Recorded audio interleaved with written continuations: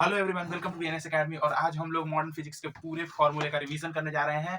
Modern physics मतलब start होता है फोटो इलेक्ट्रिक इफेक्ट से और कहाँ खत्म होता है जाकर रेडियो एक्टिविटी पे। उसके बाद हम लोग जो सेकंड सीरीज लेकर के आएंगे उसमें हम लोग सेमीकंडक्टर और उसके बाद फिर कम्युनिकेशन सिस्टम का एक साथ रिवीजन करेंगे और फटाफट फटाफट सारे फॉर्मूले का रिवीजन करते हुए चलेंगे। तो पहला हमारा जो है फोटो इलेक्ट्रिक इफेक्ट, इसके अंदर जो पहला फॉर्मूला है वो है E equal to h nu is equal to h c by lambda. ये फॉर्मूला कहाँ आपका यूज होता है? किसी भी अगर कोई भी क्वेश्चन में अगर आपके पास न्यू यानी कि फ्रीक्वेंसी दिया हुआ है या फिर आपके पास लैम्डा का वैल्यू दिया हुआ है तो आप आराम से इसका यूज करके आप एनर्जी का वैल्यू निकाल सकते हैं। उसके बाद जो दूसरा फॉर्मूला है वो है आपका P equal to h upon lambda. H यहाँ पर क्या है आपका वेवलेंथ है और यहाँ पर P क्या है मोमेंटम है। इसी फॉर्मूला को थोड़ा सा एक्सटेंड किया जाए तो उससे आपका जो निकलता है वो है E अपॉन सी। यहाँ पे equal to m c square put करने पर E अपॉन सी का फॉर्मूला बनता है। जो नेक्स्ट फॉर्मूला है वो है K equal to E minus five. K equal to E minus five, जहाँ पे ये K है kinetic energy, maximum kinetic energy, और ये जो है E is equal to h c upon lambda. और यहाँ पर ये जो है फाइव, ये हमारा क्या है वर्क फंक्शन है। वर्क फंक्शन, ये हमारा वर्क फंक्शन है और ये वर्क फंक्शन का जो वो है वेवलेंथ है वो है आपका h c upon five. Okay, और हम लोग अब नेक्स्ट आते हैं वो है हमारा स्टॉपिंग पोटेंशियल। स्टॉपिंग पोटेंशियल क्या होता है? स्टॉपिंग पोटेंशियल किस तरह से इंटेंसिटी के ऊपर वेरी किस तरह से इंटेंसिटी के ऊपर चेंज होता है। तो what is the stopping potential, सबसे पहले ये समझते हैं। तो अगर आपके पास कैथोड और एनोड, और आपका एनोड जो है निगेटिव पार्ट होता है और कैथोड पर अगर आप निगेटिव पोटेंशियल बहुत हाईली अप्लाई करते हैं तो उस पोटेंशियल पे जहां पे फोटो करंट जीरो हो जाता है उस पोटेंशियल को क्या कहते हैं? Stopping potential. Stopping potential calculate करने का जो फॉर्मूला होता है वो h c upon e one upon lambda five minus e. तो हर एक मेटल के लिए अलग अलग होता है, लेकिन जो लाइट है उसके लिए आपका सेम होता है। तो इस वजह से यहाँ पर एच सी अपॉन ई एक कांस्टेंट स्लोप का वैल्यू आता है और ये हर एक मेटल के लिए वर्क फंक्शन अलग अलग होने की वजह से ये आपका अलग अलग वेवलेंथ आता है, वन अपॉन वेवलेंथ आता है। उसके बाद जो हम लोग नेक्स्ट टॉपिक का बात करेंगे वो है मैटर में। मैटर में बस एक फॉर्मूला आपको याद रखना है, वो है lambda is equal to h upon b, जो कि यहाँ से निकल के आया है। इसको क्या कहते हैं? De Broglie hypothesis. नेक्स्ट हम लोग बात करने जा रहे हैं बोर्स मॉडल के ऊपर बच्चों, क्योंकि ये सिर्फ और सिर्फ एग्जाम पॉइंट ऑफ व्यू से मैं पढ़ाने जा रहा हूँ। इसमें कोई भी ऐसा कोई मैं थियोरेटिकल कॉन्सेप्ट डिस्कस नहीं करने जा रहा हूँ। आप लोग अगर थियोरेटिकल कॉन्सेप्ट चाहते हैं तो मैं बहुत अच्छे से डिटेल में एक्सप्लेन कर सकता हूँ। इन सब चीजों के बारे में आप लोग कमेंट कर देना। ओके, तो नेक्स्ट हम लोग बढ़ते हैं बोर्स मॉडल के ऊपर। तो ये हमारा जो पहला फॉर्मूला है ये बोर्स थर्ड पोस्टुलेट से निकल कर आता है, जहाँ L is equal to n h upon two pi, यानी कि जो किसी भी ऑर्बिट का एंगुलर मोमेंटम आपका कंजर्व होता है और वो इस डिस्क्रीट फॉर्म में यानी n h upon two pi, where n is equal to either one two और three up to dot dot कोई भी वैल्यू हो सकता है, कोई भी इंटीजर वैल्यू। ओके, उसके बाद जो फोर्स का फॉर्मूला होता है, जो फोर्स का फॉर्मूला होता है वो हमारा इलेक्ट्रोस्टैटिक से निकल करके आता है और वो होता है Z e square upon four pi epsilon zero r square. तो ये four pi epsilon zero r square जो है वन बाय के बराबर होता है। ऊपर से ये जो जेड है ये हमारा एटॉमिक नंबर है, ई स्क्वायर इलेक्ट्रॉन का स्क्वायर, और यहाँ पर ये आर स्क्वायर है डिस्टेंस। ओके, जो हमारा नेक्स्ट फॉर्मूला है वो है radius. Radius is equal to epsilon h square n square upon pi m Z e square. H क्या है? प्लैंक कांस्टेंट है हमारा। एम क्या है? मास है, एटॉमिक मास है। और उसके साथ साथ ये जेड है वो है एटॉमिक नंबर, और उसके बाद मतलब प्रोटॉन नंबर बोलो आप, ये एटॉमिक नंबर सेम ही चीज होता है।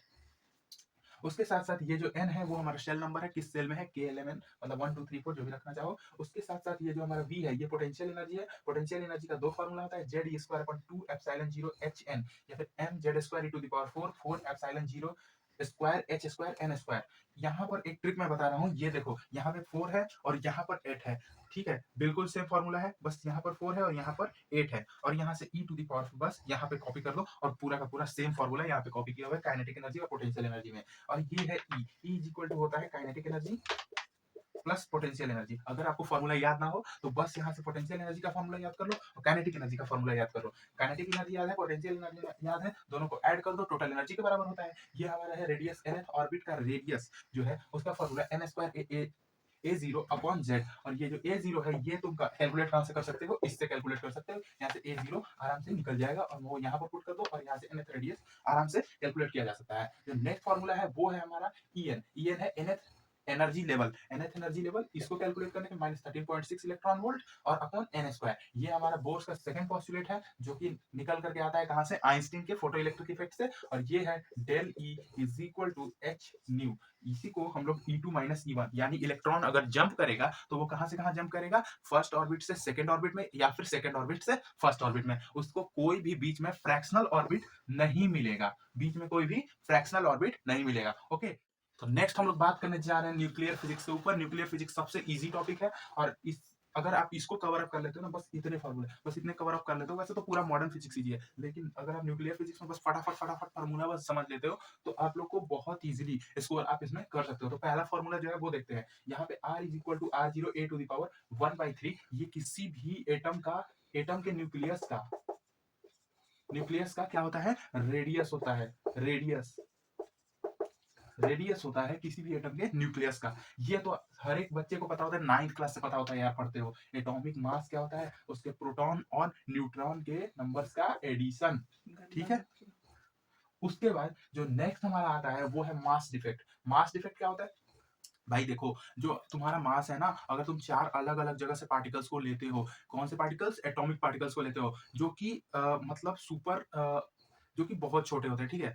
जो कि बहुत छोटे होते हैं। अगर तुम 4 अलग-अलग जगह से पार्टिकल्स लेते हो और तुम उन चारों को कंबाइन करते हो ना, तो फिर क्या हो जाता है, उसके अंदर मास की कमी आ जाती है। वो मास कहाँ आ जाता है भाई? तो एनर्जी में कन्वर्ट हो जाता है। सबको पता है ना यार, E equal to mc square, कहो तो इस पे सेशन ला दूँगा मैं, ठीक है? तो delta M is equal to Z m b plus a minus Z m n minus m. ये तुम्हारा क्या है, ये तुम्हारा mp है, और ये प्रोटॉन का मास है, और ये न्यूट्रॉन का मास है भाई, ठीक है। इसको नोट कर लेना, ये बड़ा इंपॉर्टेंट फॉर्मूला है। ये तुम्हारा टोटल मास होता है, और उसके बाद ये तुम्हारा एटॉमिक नंबर, पता ही है यार तुमको, तुम तो बड़े तेज हो भाई, और ये तुम्हारा न्यूट्रॉन का नंबर, और इतना टोटल मास डिफेक्ट आता है। ये बहुत ही ज्यादा स्मॉल होता है, लेकिन क्वांटम लेवल पे ये कंसिडरेबल है। जो नेक्स्ट टॉपिक है वो है, नेक्स्ट फॉर्मूला है वो तुम्हारा है पैकिंग एफिशिएंसी। तो पैकिंग एफिशिएंसी सेम यहाँ से यहाँ कॉपी कर दिया गया है, बस यहाँ पर ए ले लिया गया है। ये तुम्हारा क्या है, ए, ये तुम्हारा मास नंबर है, ठीक है। जो प्रोटॉन और प्लस न्यूट्रॉन का जो सम है वो तुम्हारा ए होता है, ठीक है। जो नेक्स्ट फॉर्मूला है ये तुम्हारा रिलेटिविटी से लिया गया है, E is equal to delta m c square. यही जो डेल्टा एम हुआ है ना,